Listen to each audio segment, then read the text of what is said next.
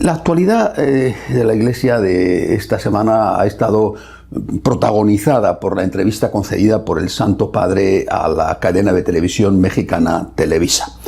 Sobre todo aquella parte de la entrevista en la que ha hablado del caso del ex cardenal McCarrick.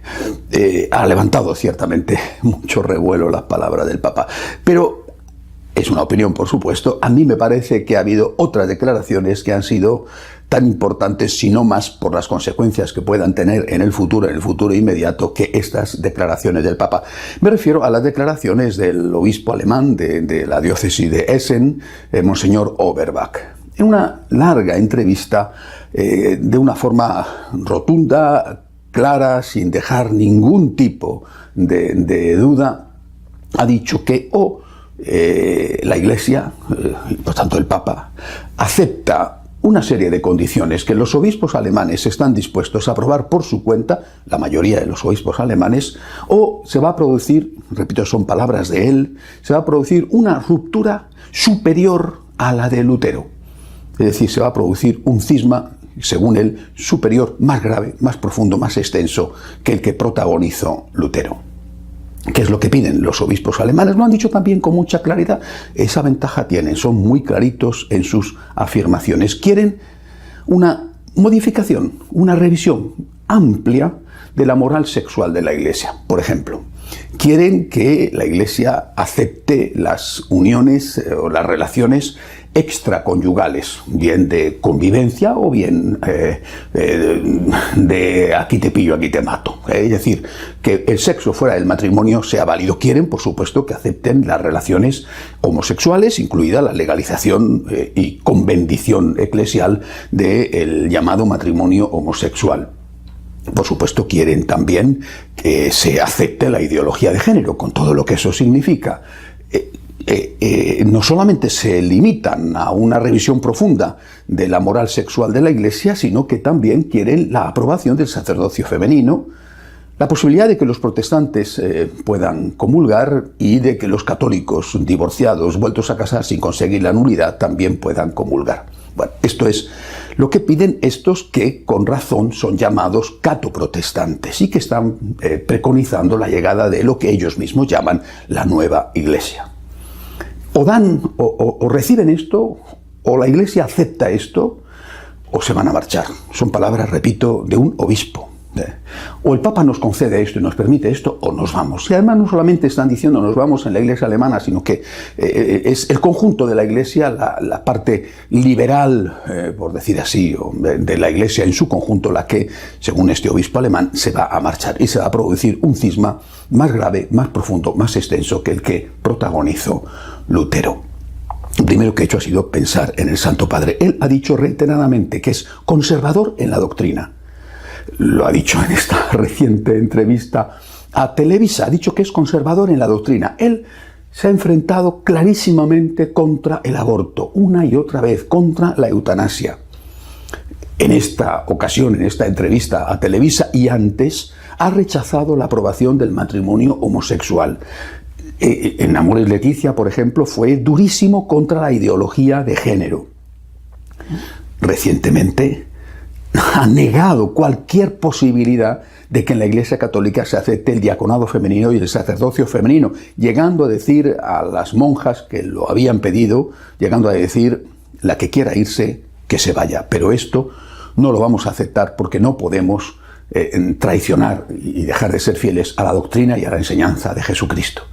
Él se presenta con cosas muy concretas, poniendo nombre a los problemas como un papa conservador en lo doctrinal. Por tanto, yo lo que veo es que este grupo de obispos alemanes y de otros que no son solo alemanes, los catoprotestantes, la iglesia nueva, la iglesia liberal, le están haciendo un chantaje al Papa, le están dando un órdago al Papa. O esto, o nos vamos.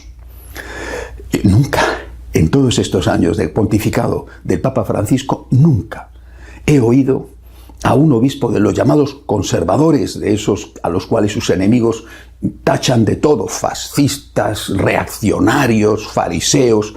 Nunca he oído a un obispo o a un cardenal de ese sector, cardenal Sarah, cardenal Miller, cardenal Eick, decir o esto o nos vamos. Nunca. Estos, me refiero a los catoprotestantes, a los de la nueva iglesia, están actuando, no digo que tengan razón, pero están actuando como si ellos fueran los superiores del Papa, como si le estuvieran diciendo al Papa: nos debes el puesto, somos nosotros los que mandamos, te hemos puesto ahí y tienes que obedecernos, tú no eres el Papa somos nosotros, tú eres nuestro empleado. Eso es lo que le están diciendo, porque ellos son los que han pasado en todos esos años como sus grandes valedores, sus grandes amigos, y le han proporcionado al Papa el apoyo de los grandes medios de comunicación. Lo recordaban también la periodista que entrevistaba al Santo Padre en la entrevista de Televisa. Y ahora le están diciendo al Papa: tienes que pagar la factura, nos tienes que dar esto, y si no, como somos nosotros los que mandamos, si no, te vas a enterar. Es un chantaje al Santo Padre insostenible, insoportable, por el contenido de lo que reclaman. ¿Y por qué no puede chantajearse al Papa de este modo? Hay que darse cuenta del fondo de la situación, lo que piden, pero también de la forma. Están amenazando al Papa con la ruptura si no se les da lo que ellos piden. Esto es intolerable, esto es insoportable, no se puede consentir. Por eso tenemos que rezar por el Santo Padre. El vicario de Cristo tiene que promover, esforzarse por mantener la unidad de la Iglesia, por evitar los cismas. Pero la situación está llegando a un límite imposible de sostener, de mantener.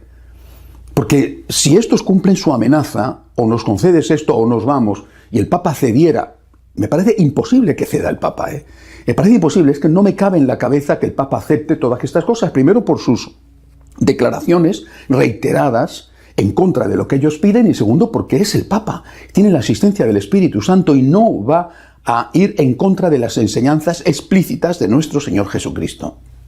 Pero evidentemente, si el Papa cediera, cosa, repito, que me parece imposible, los que seguirían serían los otros, porque no podemos aceptar el sacerdocio femenino, no podemos aceptar esas cosas que van en contra de la tradición y la enseñanza clarísima de la palabra de Dios, no solamente en nuestro Señor, sino por ejemplo San Pablo. Están poniendo al Papa en una situación tan difícil que sinceramente me parece que debemos esforzarnos mucho más en acompañar al Santo Padre con nuestras oraciones.